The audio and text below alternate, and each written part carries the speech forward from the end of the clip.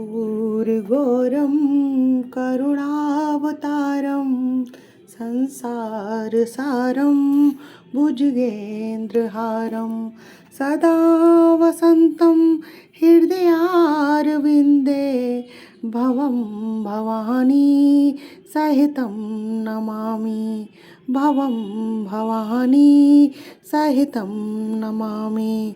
अर्थात जो कपूर जैसे गौर वर्ण वाले हैं, करुणा के अवतार हैं, सारे संसार के सार हैं, जो सारे संसार को आश्रय प्रदान करने वाले हैं, जिन्होंने भुजंगों अर्थात नागों को अपने ऊपर धारण कर रखा है। भगवान शिव माता भवानी के सहित मेरे हृदय में जो है निवास करें। माता भवदेव। दोस्तों, आज कथा में हम ये जानने का प्रयास करेंगे आज के वीडियो में कि सावन के महीने में भगवान भोलेनाथ की पूजा क्यों की जाती है, इसका क्या महत्व है। इस संदर्भ में पहला प्रसंग जो है शिव महापुराण से आता है। जब समुद्र मंथन किया गया था तो कालकूट विष निकलने पर जब पृथ्वी पर चारों ओर हाहाकार मच गया विष के हलाल के कारण, तो भगवान शिव उस विष को अपने गले में धारण कर लेते हैं और जिस कारण उनका ताप बढ़ जाता है। पान करने के कारण भगवान भोलेनाथ का शरीर का ताप जो है बढ़ जाता है। फिर भगवान इंद्र जो है भगवान भोलेनाथ पर जल की वर्षा करते हैं। इंद्रदेव के द्वारा की गई वर्षा से भगवान शिव के शरीर का ताप जो है ठंडा हो जाता है। यह सावन का ही पावन पुनीत महीना होता है। तो इंद्रदेव भगवान भोलेनाथ पर जल बरसाते हैं। भगवान भोलेनाथ भगवान इंद्र पर अत्यधिक प्रसन्न होते हैं और इंद्र से कहते हैं कि तुमने सावन के महीने में मुझ पर जल बरसा करके इस जल वर्षा के कारण मुझे शीतलता प्रदान हुई है। इस कारण आज से यह महीना मुझे अत्यधिक प्रिय हो गया है। जो भी मनुष्य इस पावन महीने में मेरे ऊपर जल चढ़ाएगा, पर साधक पर जो है मेरी विशेष कृपा रहेगी। तभी से सावन के महीने में भगवान भोलेनाथ का जलाभिषेक किया जाता है। विभिन्न प्रकार के अभिषेक किए जाते हैं।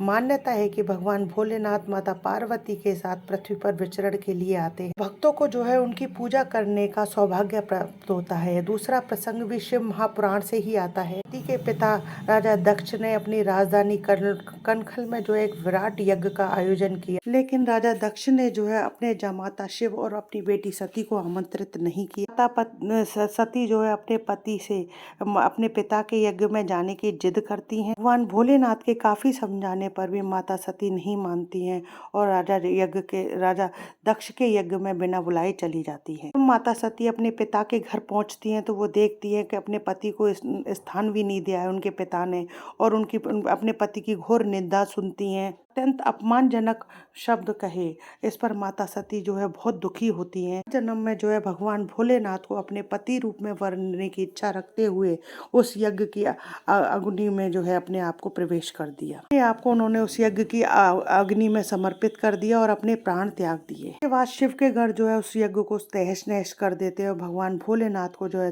राजा दक्ष प्रजापति पर बहुत क्रोध आता है। भोलेनाथ अपने त्रिशूल से राजा दक्ष का जो है दक्ष प्रजापति का सिर धड़ से अलग कर देते हैं। कुछ समय बाद राज हिमालय और रानी मैना के घर में माता सती का दूसरा जन्म, माता पार्वती का जन्म होता है। माता पार्वती जो है भगवान शिव की अन्य भक्त थी और युवा होने पर भोलेनाथ को अपने पति रूप में पाने के लिए उन्होंने घोर तपस्या की। पार्वती की कई वर्षों की घोर तपस्या के बाद में जो है भगवान भोलेनाथ माता पार्वती पर सावन के महीने में प्रसन्न होते हैं। माता पार्वती को दर्शन दे करके उनकी से प्रसन्न होकर के उनसे वर मांगने को कहती हैं। तब माता पार्वती जो है माता पार्वती भगवान भोलेनाथ से कहती है कि हे नाथ, मैंने आपको पति रूप में पाने के लिए घोर तप किया। यदि आप मुझ पर मेरी तपस्या से प्रसन्न है तो मुझे वरदान दें कि मुझे जन्म जन्मांतर पति के रूप में आप ही मिले, इससे मैं आपकी सेवा करूं। इस पर भगवान भोलेनाथ माता पार्वती पर अत्यधिक प्रसन्न होते हैं, उन्हें वनवांछित वरदान देते हैं और उन्हें पत्नी के रूप में स्वीकार करते हैं। पार्वती को वरदान देते हुए कहते हैं कि जैसे तुमने सावन माह में मुझे प्राप्त किया, उसी तरीके से अगर कोई मुझे सावन माह में जल अर्पित कर उस पर सुगंधित चंदन का लेपन करके मेरी पूजा आराधना करेगा तो मैं उस पर प्रसन्न होकर उसे मनचाहा वरदान दूंगा। सावन का महीना जो है मुझे विशेष प्रिय रहेगा। इसी तरीके से भक्तगण जो है सावन के महीने में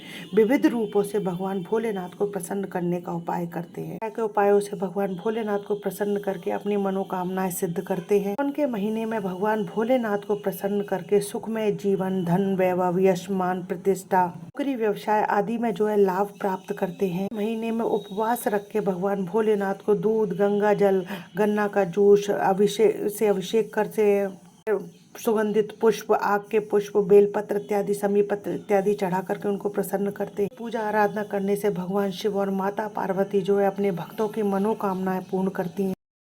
साधकों की पूजा अर्चना पर गौरी शंकर भगवान जो है अपने साधकों का जीवन सुख में बना देते हैं। सावन के महीने में दी गई जानकारी अगर आपको पसंद आए तो प्लीज़ मेरे वीडियो को ज़्यादा से ज़्यादा लाइक और शेयर कीजिए अपने फैमिली और फ्रेंड में। यदि आपने अभी तक मेरे चैनल को सब्सक्राइब नहीं किया है तो उसे सब्सक्राइब करना ना भूलें, पास ही में बेल आइकन को दबाएं जिससे मेरे आने वाले हर नए वीडियो का नोटिफिकेशन आपको मिल जाए। हिंदू धर्म, रीति रिवाज, कथा कहानी जानने के लिए मेरे चैनल पर बने रहने के लिए बहुत बहुत धन्यवाद। जय श्री कृष्णा दोस्तों, राधे राधे।